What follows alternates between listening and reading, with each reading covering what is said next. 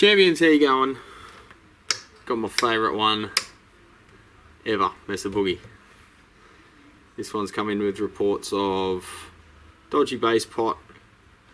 What else? No, that's a neck reset. Probably should get the drop sheet out before I start talking, huh? Base pot's sketchy. It's had a recent revalve. All valves replaced about 2 months ago. So let's fire it up and have a look. So it's been recently serviced. When I see stuff like this and know that the previous guy didn't pick up on it, that's a worry as to what I'm going to find inside the amp. I'm looking at the foot switches. Someone sprayed something on it, which is rarely going to do anything with a toggle switch. Usually you just replace them. So we'll see if maybe something else is making whoever did this think that there's something wrong with the foot switch, because generally they either work or they don't. Alright, let's give it a quick burl. I've got it plugged into the current meter, or the power meter.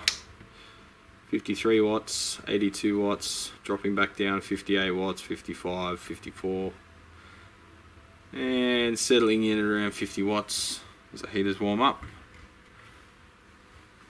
So we'll turn our masters down, or all our volumes down, and we'll set it to, say, rhythm, and fire it up. No major harm, 100 watts draw there, 110 watts. Seems a little excessive.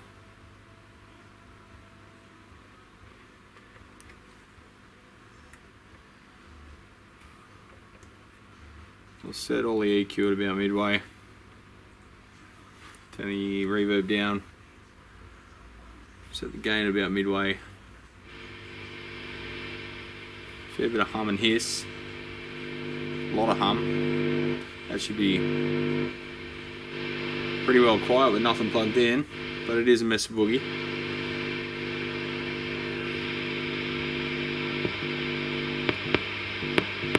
Bass pot seems to be cutting the signal.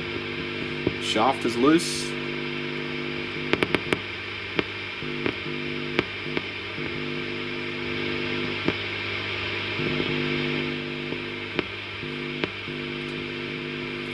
Switch over to the other channel.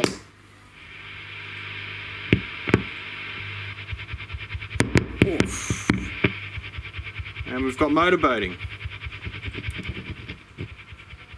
Hear that pumping noise? So there's a little bit more than just a base pot wrong with this one. Oh joy. So, what would a Brad's Guitar Garage video be on a Mesa Boogie without a design issues segment? Here we've got these wire retainers for the EL84s. They're just a bit of bent wire, and they go through a hole in the chassis. And you can push them downwards when there's no valve in there. And you can push them crossways and this way and that way.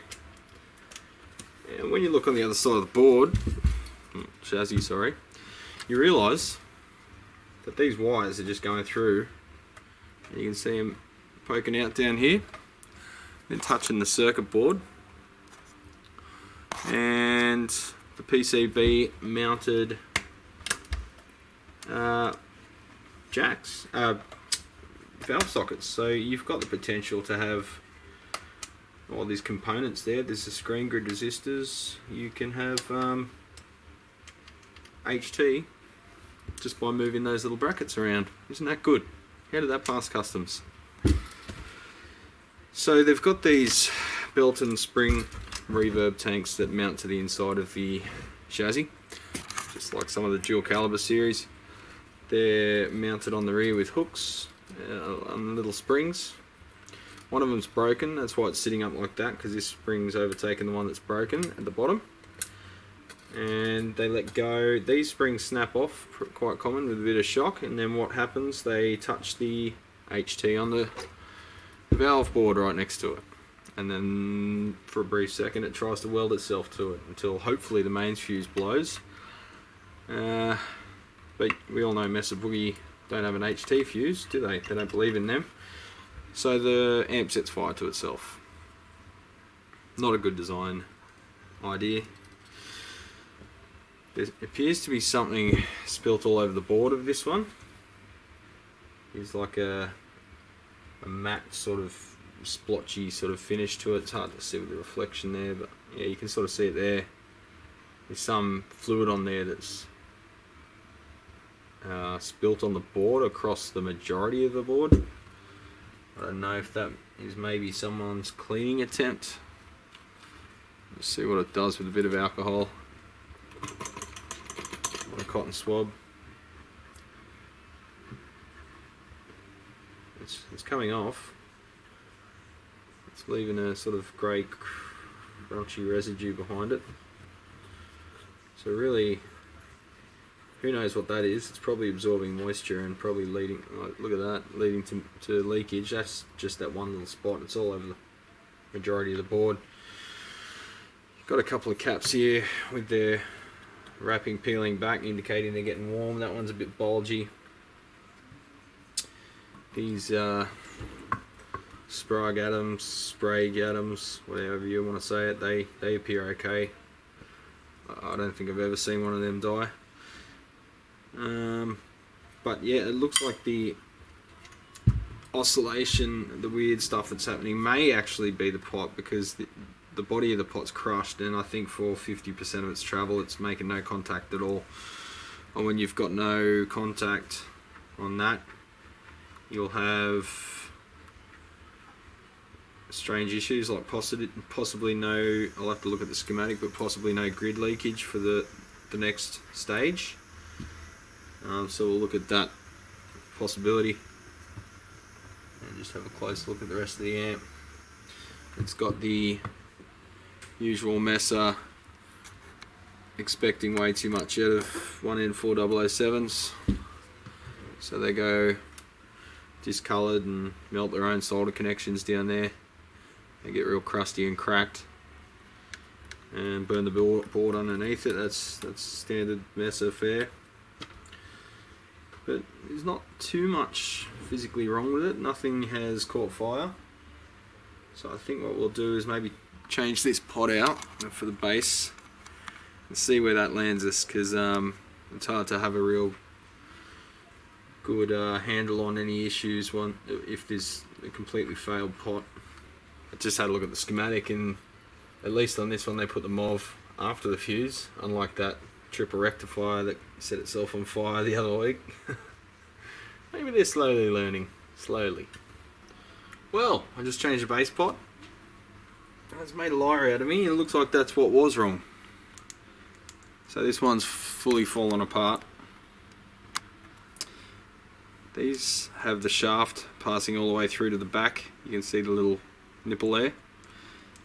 And a bit of pressure on the front can push the housing out, because there's no shoulder on the shaft there like there is on the Alpha and Burns pots. So you hit the front of the amp, or it falls over forwards, it pushes the body out of the back of all the pots, and then they stop making contact at all. And when you lose a pot in a tone stack, it can become an oscillator, and that's what happened. So now it's pretty well stable. This is just no input still. Switch it over to rhythm. Off standby. Everything flat. No. Oh, we'll put the reverb at 5 as well. Bit of Microphonics. It's probably just one of the valves. That's the rhythm channel. So still a fair bit of gain, but we'll put it onto the contour channel.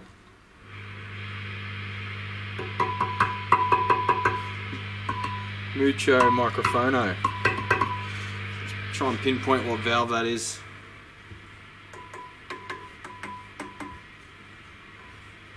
They're all pretty sensitive. Got JJs in position 1 and 2, and all of them. So they're all JJs. Sounds like it might not actually be the valves that are microphonic.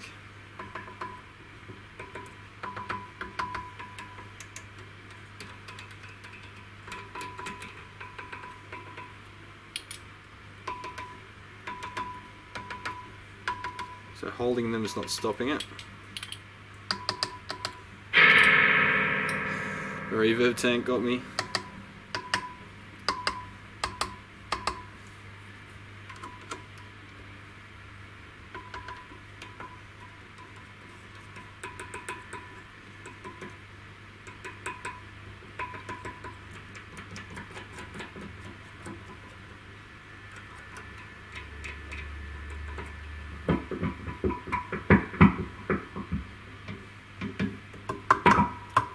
It's that cap down there, the little green ceramic. The Mesa Boogie way of doing business is to just pop a bit of silicone on it, hope for the best. Here's a bit of a smear of silicone on there. It's working like a condenser mic. If we hold that, put our little, all the ringing's gone. Let it go. Comes back.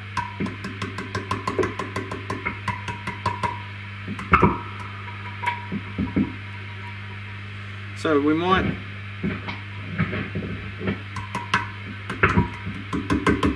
change that cap. All the caps are pretty touchy.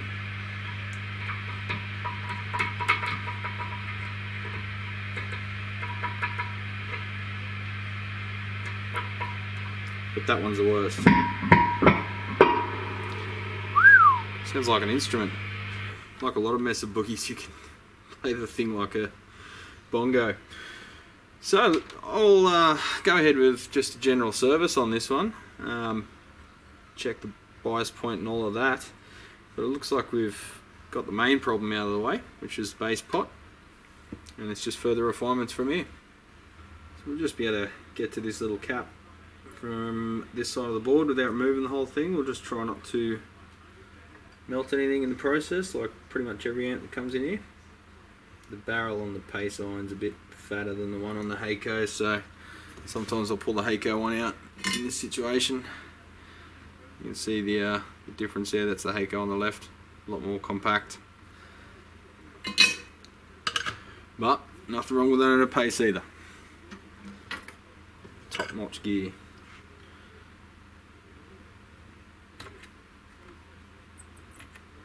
We've got some V-Shay ones in stock. We'll see if they're a bit quieter. They're almost certainly better spec than this.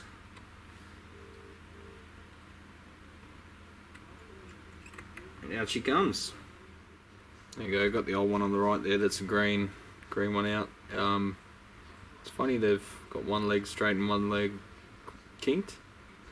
And we're going to replace it with a V-Shay, see how that goes. Alright, so we've got the new V-Shay in there with no silicone on it at all. Got everything maxed out, as you may be able to hear by the Mesa Art in Engineering noise floor. And yeah, there's some noise when you touch it, but it doesn't sound like a bongo, and it doesn't send the output stage into clipping like it did before.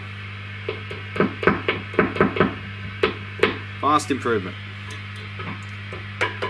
That's reduced the microphonics on the whole unit actually, so that will have a noticeable difference in the overall performance of the amp, and that it's in a tiny little combo cabinet. No noise at all when you tap on the chassis anymore, so vast improvement there. So I've just fished out the reverb tank mounting screw, and it's actually one of the ends is broken off. They, I guess to try and quieten the thing down a bit, they glue one end of the spring to the hole in the chassis, as you can see there. So that haziness looks like a dollop of cyanoacrylate super glue, and the little hook on the one that's broken off, you can see is still glued to the chassis, but it's sheared off right before the spring body. So we'll see if we've got something similar floating around in the parts drawer and remount it as the Lord Randall Smith intended. Yeah, I found one of these little springs floating around in the bits and pieces box that everyone has. The amount of times that little box saves your life. You gotta have one. So another unintended consequence of those diodes generating so much heat is they're pushed right up against this nylon standoff that holds the board to the chassis. Now that's gone all dark orange coloured down where it's touching this one, so that means that the heat has degraded the nylon. So if I move that, it's very likely to just snap off, and then we'd have to try and find a replacement standoff. Yeah, look, it's just flaking away. So again, they're just in denial that components generate heat. What are you gonna do, mate? So this substance that's on the board, I'm pretty sure someone's cleaned the valve sockets with it, because it seems to be centered around areas where there's connectors. So I reckon it's some kind of cleaning compound they've used, and it's left a bit of a residue. But it doesn't seem to be causing any problems, so I might clean off a bit of it. But you know, the Mesa boards, they're like a forest. You can't get to the board anywhere, so any cleaning is going to be merely superficial, because we can't get under the components, or you know, anywhere near them, because you've got components, under foil, under, you know. So might just leave that one. It's been good this far, so I'll just clean off what we can. Right, so we'll do a quick play test, you lot. It's a 2-channel amp, but it's sort of pseudo 3-channel. So you've got gain master for rhythm and lead, and you've got treble, mid, bass, reverb. You've got to switch rhythm, lead, and contour. So contour is lead plus basically a mid scoop. Now it's pretty entertaining the way they carry out the filtering. See these inductors down here, bank of them? It's almost like and this bank of resistors, it's like they didn't know how to create a filter, like a high pass and a low pass filter, and create a mid scoop. So they just recreated basically their graphic EQ, but in a 4-band sort of setup, using inductors, old school as. And I guess what they did was got a graphic EQ, set it to what they wanted, took the readings of the pots, and then installed those resistors and just plopped their graphic EQ circuit in here. Super, I don't know what you'd call it, empirical is the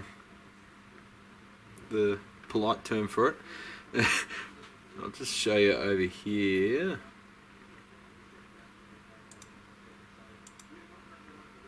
Right here.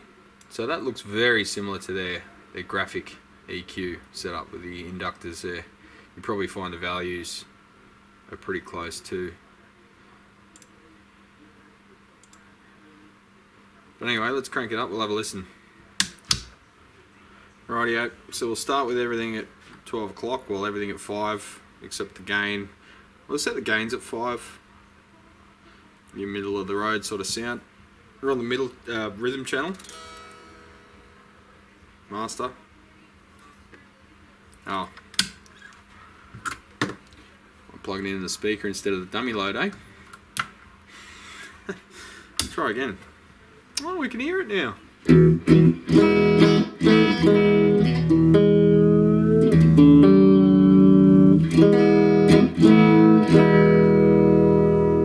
So no clipping there yet. A little bit on the hotter pickup. Very little. Okay, we'll push the gain with the EQ still flat, or at 5, whatever that is, electronically. Going up to 7.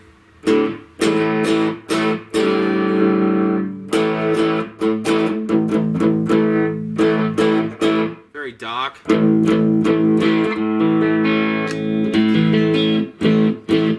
Like, this is a Strat, it's bright as hell, and you can barely tell that it's a Strat. It's just woofy, got a blanket over it, but they all seem to be like that. Let's crank the treble all the way up. Put it back to 8. So it's getting a bit more usable. But again, it's lacking that real airy top end. It's like there's another roll off there somewhere past the treble control. So you crank the treble up and you just get hit with a blast of about 3 or 4k and then a sharp roll off after that. Let's put it back to 5. See what the mid does. Cut the mid all the way out. All the way up. Bass all the way up. All the way down. Actually sort of comes to life more when the bass is all the way down.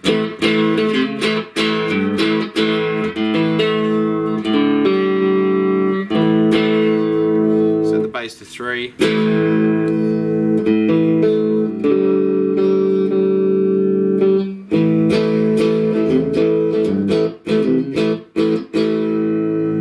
Go to 6.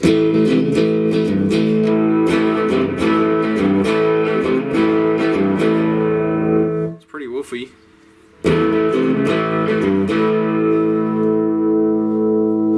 Let's set the EQ to 5 again. We'll go all the way up on the rhythm.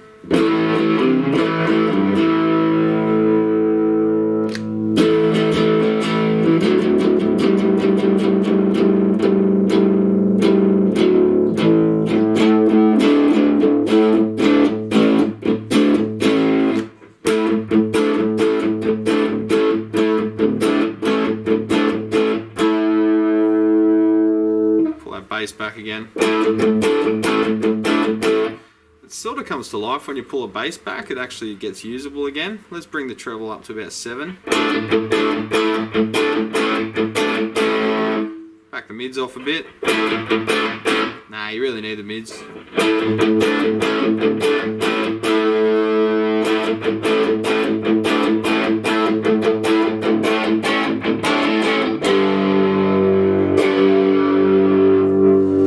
Yeah, it's not my thing. Let's go to the lead channel.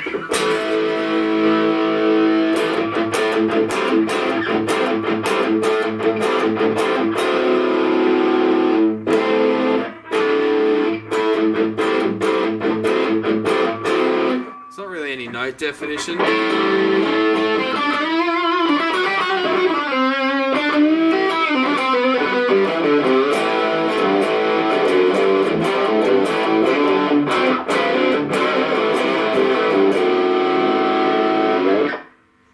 It's a bit boxy.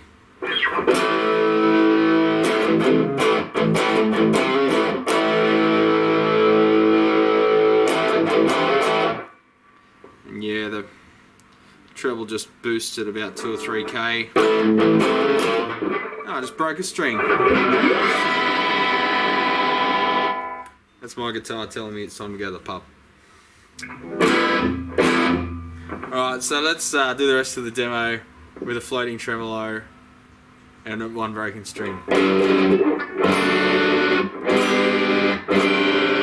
That's pretty good, isn't it? I'll go get another guitar. Well, Jesus, it's a guitar shop, isn't it? Alright, instead of restringing the Strat, I've got an FGN Neoclassic 3-tone Sunburst Chucha for sale for how much? $15.99. $15.99 including deluxe gig bag. You're not here for a plug.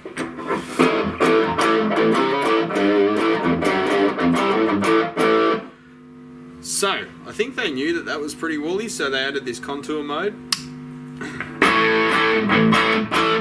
Instant rockstar, just scoop the mids.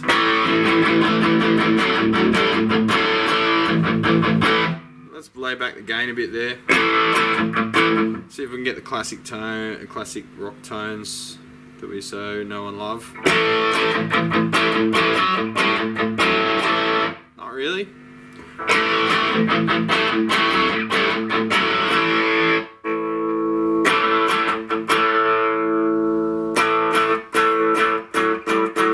You take the gain, the lead down to a, the gain down to a point where the clipping's just starting to break up, like sort of that plexi type tone, and then it just goes really thin.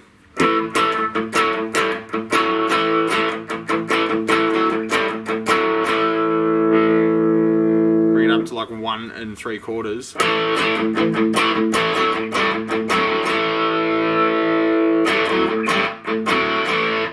Alright, so let's just do an honest comparison. What else have we got around here? Samick. The Samick workshop amp, SM10. Let's plug into that and compare.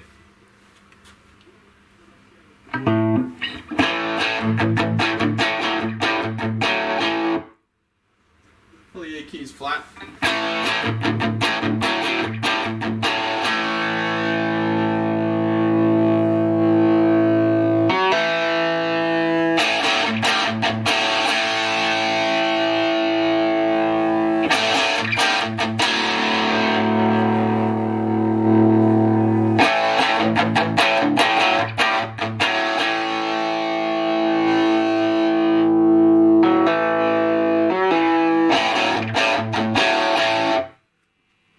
You're doing it pretty tough when you get beaten by a Samick SM10. That's all I'm saying.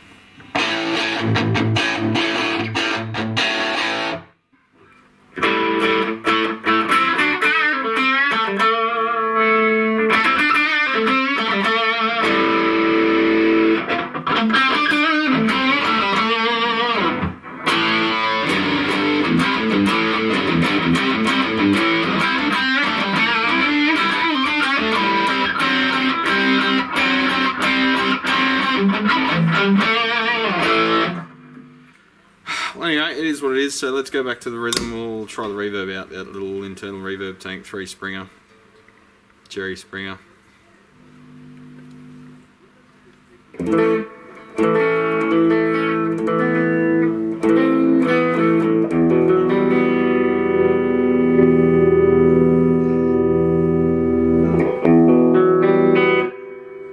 Very dark again. The reverb is super dark.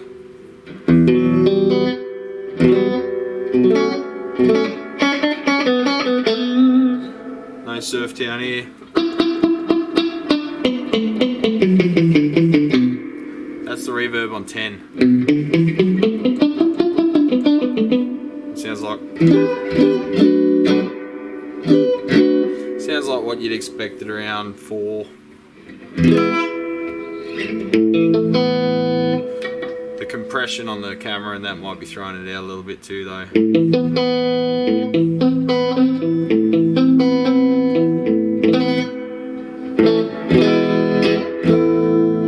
It's usable, you know, like you crank it up a bit and they sound a bit better.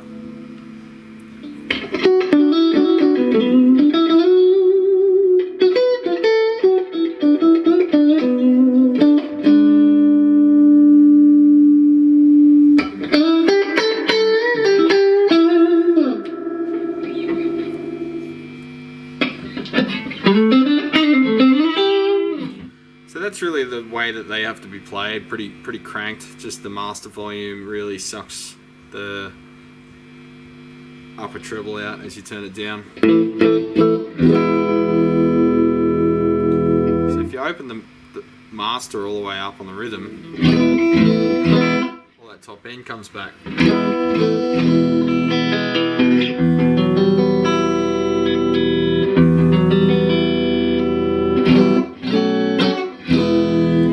Sounds pretty smooth, so yeah, I mean you just got to play and cranked.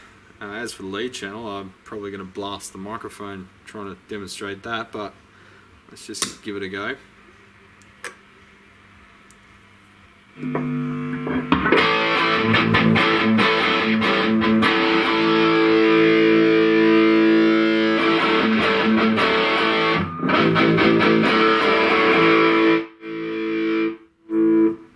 Yeah. Still got a fair bit of filtering going on, but hey, it is what it is. It's repaired. So see you on the next one, champions. You know where to find me.